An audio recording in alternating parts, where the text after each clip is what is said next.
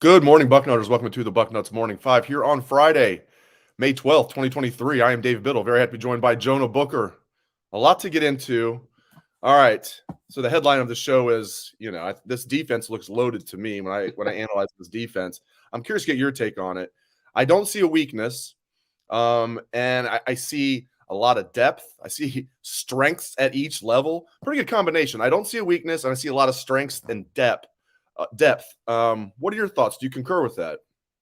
I do, Dave. I think this defense has the potential to be lights out. Let's start on the front side. You look at the defensive line.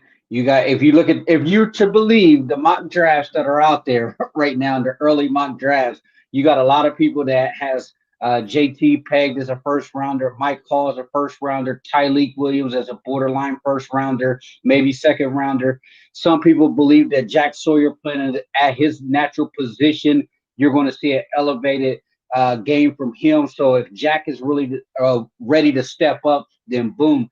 And then you throw in the younger guys, Dave and Kenyatta Jackson, who many believe is the most gifted pass rusher on the roster. And then talk about the defensive tackles. You got a bevy of guys that's going to be able to get into that rotation there. We saw the linebacker play pick up.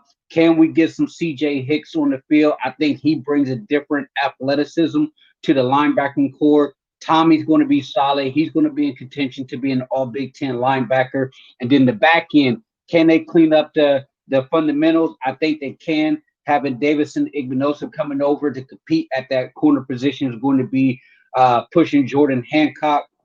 Safeties, we talked about this day. What, we're three deep at three safety spots right now when you account for Jahad Carter coming in.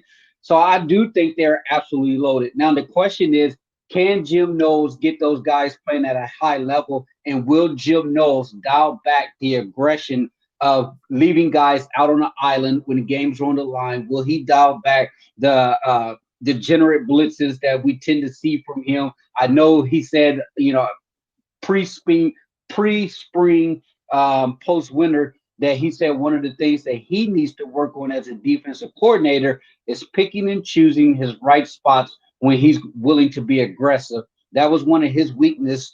I do believe that it potentially cost Ohio State a national championship in that Georgia game with him being overly aggressive. So as long as he can dial it back, play, coach within the game and understand the down and distance in the situation, there should be no reason why this is not a top 10 defense. Yeah, is there any concern at all? D tackle depth was a concern. Now it's not. They're getting Tywone Malone. Not that he's going to come in and be gangbusters, but he's going to provide quality depth. Is there any possible weakness that you could see arising?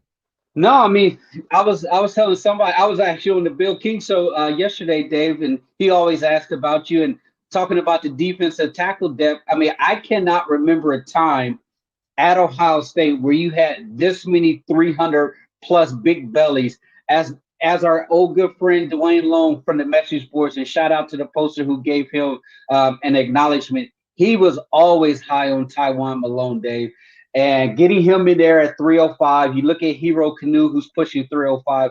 Tyleek Williams messaged me say he'll play at 320 this year, and he's feeling really good about where he's at right now as far as his conditioning. And then you got true freshman Katie McDonald coming in. He's going to be 310. There's a lot of smoke out there on the streets right now that says Jason Moore has arrived at about 290. You look at him, Dave, 6'6", 290. There was a question if he's going to play on the inside or the outside. He hasn't even really hit the strength and conditioning program of Coach Mick and a nutritionist. So if he arrived at 290 in good shape, I can't see a situation where he's not going to be pushing 300. So you're potentially looking at 4, 5 maybe guys at 300 plus. So they definitely got bigger in the middle. And I will say this about Larry Johnson, Dave.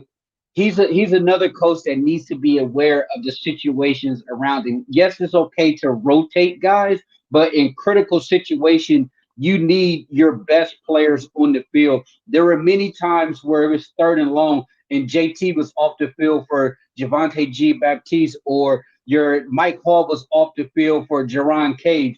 Those situation awareness is what I thought killed Ohio State's defense. So I'm all for getting a solid rotation. But when you got to have it moment, when you need to pin your ears back and get up to the quarterback, I need my best guys up there up front. But as we progress throughout the season, go ahead and rotate some of those big body defensive tackles. If you can develop some depth and guys are actually out there making plays, that's when you start talking about the SEC as far as Georgia having a deep rotation of guys that are ready to make an impact. You nailed it. And I mean, Teron Vincent, I hate to pick on him, but he's a great example of what we're talking about. He didn't just play a lot last year. He led the defensive tackles in snaps by a considerable margin, I believe. And he's an undrafted free agent, was not productive. It wasn't like he was an undrafted free agent, but man, he was a hell of a college player, just was an undrafted free agent. It's no, wasn't very productive, even as a fifth-year senior, former 5-star recruit, and then goes undrafted. And I mean, they only had, as you know, one player drafted off the defense. That's Zach Harrison in the 3rd round. So I think Jim Knowles, now he's got the talent. These guys that were maybe a year too young, they're now a year older. Guys like Kenyatta Jackson that weren't ready to play because he just needed to put on weight, as you mentioned. I think he's going to have a really good year, even if he's a backup, which he probably will be. But, yeah, I mean, I can't stress it enough. They only lost one defensive player to the draft, and it was Zach Harrison in the 3rd round. Yeah, and you can make an argument that this is a product of the lack of development on that side of the football over the last several years. You look at the Kerry Combs, situation, and I think that really caused the defense to take a major step back, not only in development but also in recruiting. But now you got the horses, Dave. Ride your horses, man. It's like you show up to a Kentucky Derby and you're putting your stud horses in the stable when it's a gotta have it moment. Like, hey, give me best on best. Let me have my top guys out there making an impact. And as you mentioned, Vincent, thank you for everything that you did as a Buckeye and all the effort that you provided. But give me Tyleek all day. I don't care if Tyleek might be in the wrong gap. That's why you got Tommy out there. Tommy is supposed to be the coach on the field in the middle. If Tommy sees that Tyleek is lined up in the wrong gap, there shouldn't be a reason why your veteran linebacker can't give him a tap on the butt to say, hey, slide over, get into the right gap. But if you look at Tyleek, he has the potential, to be a Quentin Williams type from Alabama with the Jets, who's dominant in the middle with that 320 size. So if Tyleek's telling me that he's feeling good and he's ready to play at a high level at 320, he has the potential, Dave, to be an absolute force if he's really in that top shape and he can handle that weight.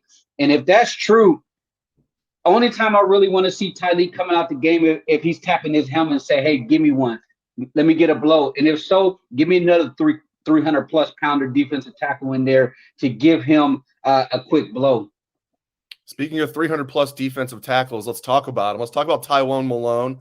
Listed at 6'4", 305, I'm told he's at least 315. Maybe they'll get him down a little bit, but they said there's no way he's actually 305. So he's probably more like 315. Hero Canoe came in at 315 last year. He's slimmed down, as you mentioned. He's lost some body fat. He's down to about 305, 308, right around there. Tyleek, 320, as you mentioned. I love it. Let's talk about Tywone Malone and Hero Canoe. I think that's going to be a good battle for the final spot on the 2 deep.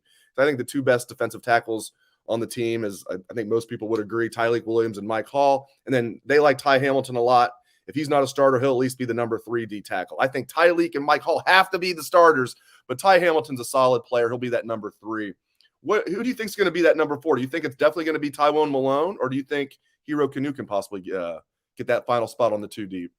I think it's going to be a battle. I mean, if you look at some of the videos out there, Hero's over there training in Germany right now. And for a guy his size, if you see his feet, I mean, like, my goodness, if the light bulb can come on and he understands the game, Hero has the potential to be a heck of a ball player here to give you some solid minutes. But you look at Tywone, I do think that with him giving up baseball, Dave, this is going to really accelerate his development. That was the thing down at Ole Miss, trying to be a 2-sport athlete, not really focusing on football. Now he's going to be able to, really live in that strength and conditioning program, really get his nutrition down pat, focus on football. And at that point, the sky's the limit for him.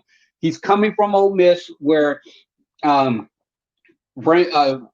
the defensive line coach, used to be a former GA at Ohio State under Larry Johnson. So I'm sure that those guys did their due diligence, reaching out to Ole Miss to see what type of kid he is, see what type of player he is. That's just type of, the relationships in the industry. If you got a prior relationship with a coach and the kid wants to transfer, you would be mistaken not to at least do your due diligence to check in on them. So I think, with Ole Miss probably saying, hey, if you can convince him to drop the baseball bat and focus on the football, there's a guy right there that's going to provide you solid depth this year, and then next year you can go ahead and focus on him being a potential starter down the line. But I love it.